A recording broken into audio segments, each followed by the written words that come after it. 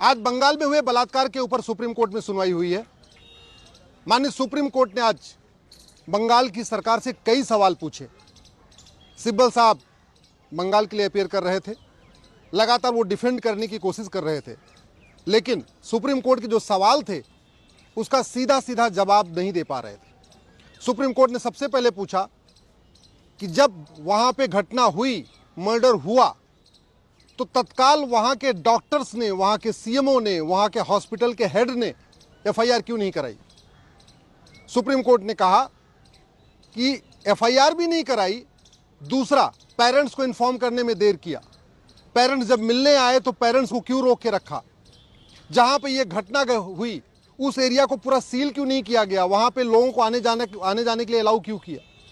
और सबसे इंपॉर्टेंट, जब डॉक्टर धरना प्रदर्शन कर रहे थे तो वहाँ पे 7,000 आदमी आए कहाँ से। ये बहुत सीधी सी बात है कि अगर कोई आपको कार्यक्रम करना होता है, 500 लोगों का कार्यक्रम करना होता है, तो आपको कम से कम 10 दिन 15 दिन तैयारी करनी पड़ती है, तब 500 लोग इकट्ठा हो पाते। वहाँ 7,000 लोग आ गए, और किसके समर्थन में? डॉक्टर के समर्थन में नहीं। जो डॉक्टर की डेथ हुई, जिसकी हत्या हुई, उसके समर्थन में नहीं, बल्कि हत्या की जो डॉक्टर नाराज थे, जो डॉक्टर दुखी थे, जो कैंडल मार्च कर रहे थे, उनको पीटने के लिए डॉक्टर आ गए।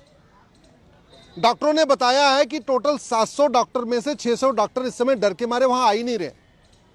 केवल 100 डॉक्टर, बाकायदा कोर्ट में बताया कि 100 डॉक्टर काम कर रहे हैं वहां पे, बाकी लोग नहीं आ रहे हैं वहां पे। इतना बड़ा खौफ है।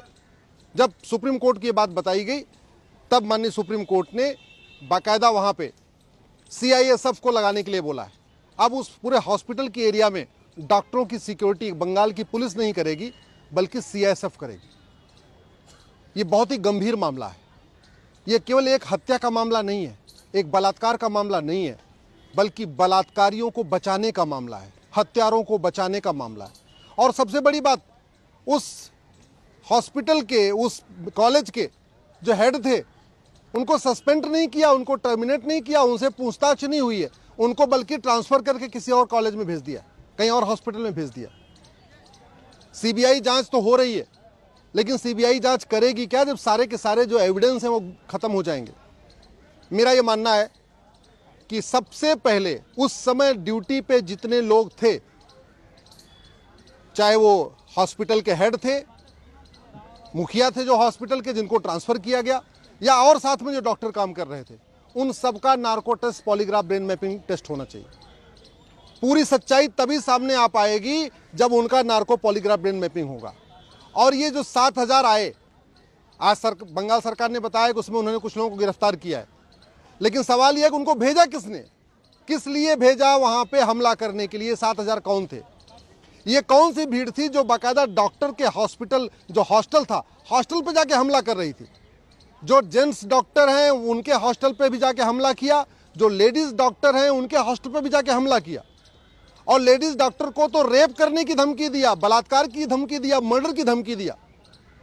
जहां रेजिडेंट जो जेंट्स डॉक्टर थे उनको कह रहे थे अगर आप दिखाई पड़ोगे तो आपकी हत्या हो जाएगी, और वहीं जो लेडीज डॉक्टर थी उनको कह रहे थे हत्या भी हो जाएगा, तुम्हारा रेप भी हो जाएगा। ये कौन थे धमकी देने वाले? ये तो तब पता चलेगा कि जो ये धमकी देने में पकड़े जा रहे हैं इनका नार्को पॉलीग्राफ ब्रेन मैपिंग हो। एक चीज बहुत स्पष्ट है, 7,000 आदमी इकट्ठा होना ये छोटी बात नहीं है। बिना पॉलिटिकल पार्टी के इशारे पे, बिना पॉलिटिकल आला कमान के इशारे पे 7,000 लोग इकट्ठा नहीं हो सकते। क्या पड़ी है रात को किसी को कि आके वो बलात्कारियों को बचाएगा? क्या पड़ा है कि लोग 7,000 लोग इकट्ठे होके आके जो हत्यारे उनको आके बचाएंगे? अरे इकट्ठा तो लोग होते हैं पीड़ित के पक्ष में, इकट्ठा होते हैं जिसकी हत्या हुई है, जिसका बलात्कार हुआ है। कभी बलात्कारियों को बचाने के लिए, हत्यारों को बचाने के लिए 7,000 की भीड़ कभी नहीं आती। आज तक कभी नहीं हुआ पूरे देश में, आज़ादी के बाद से अब तक आप बताइए जहां पे हत्यारों को, बलात्कारियों को बचाने के लिए 7,000 लोग इकट्ठा हुए हों। 1950 से लेकर आज तक कोई एक भी घटना ऐसी नहीं है जहां पे डॉक्टरों के ऊपर हमला करने के लिए 7,000 की भीड़ आई हो, और वो भी उन डॉक्टरों पे हमला करने के लिए जो कैंडल मार्च कर रहे हैं, जो विरोध प्रदर्शन कर रहे हैं। किसी की अगर जिंदगी ले लें समझ में आता है कि ठीक है 4 से 10 लोग आए। कई बार हॉस्पिटल में ऐसी बात होती है कि किसी की डेथ हो जाती है, उनके परिवारजन हम डॉक्टर पे हमला करते हैं, लेकिन 7,000 लोग इकट्ठे होके आए हैं। ये भारत में, आज़ाद भारत की पहली घटना है। इसलिए इसको बहुत गंभीरता के साथ लेने की ज़रूरत है। मैं केंद्र सरकार से भी निवेदन करता हूं, गृह मंत्रालय से, मैं केंद्र सरकार की सीबीआई से भी कह रहा हूं कि जिन लोगों ने हमला किया है उनका नार्को पॉलीग्राफ ब्रेन मैपिंग करिए और पता करिए कि इन 7,000 लोगों को उकसाया किसने, 7,000 लोगों को भेजा किसने, 7,000 लोग किसके इशारे पे आए थे। दूसरा, जितने भी हॉस्पिटल में उस समय थे डॉक्टर, जिस समय उस बेटी का बलात्कार हुआ और जो हत्या हुई है, उस समय जितने भी डॉक्टर थे सबका narco polygraph brain mapping test होना चाहिए। अल्टीमेटली पता तो चले मोटिव क्या था, कौन लोग थे, कौन कितने लोगों ने हत्या किया, कौन कितने लोगों ने बलात्कार किया, कितने लोग इस पूरी साजिश में शामिल थे, और वो कौन सी पॉलिटिकल पार्टी है, वो कौन सा नेता है जो इन 7,000 लोगों को वहां भेजा है, जिसने 7,000 लोगों को भेजा और जिसने हमला करवाया। लेडीज हॉस्टल पे भी हमला कराया, जेंट्स के जो जेंट्स डॉक्टर थे उनके हॉस्टल पे भी हमला कराया, पूरी तरीके से, एक तरीके से पूरी अराजकता फैला दिया। जो कैंडल मार्च कर रहे थे लोग उनके ऊपर भी हमला हुआ, जो आम जनता कैंडल मार्च कर रही थी उनको भी धमकाया गया।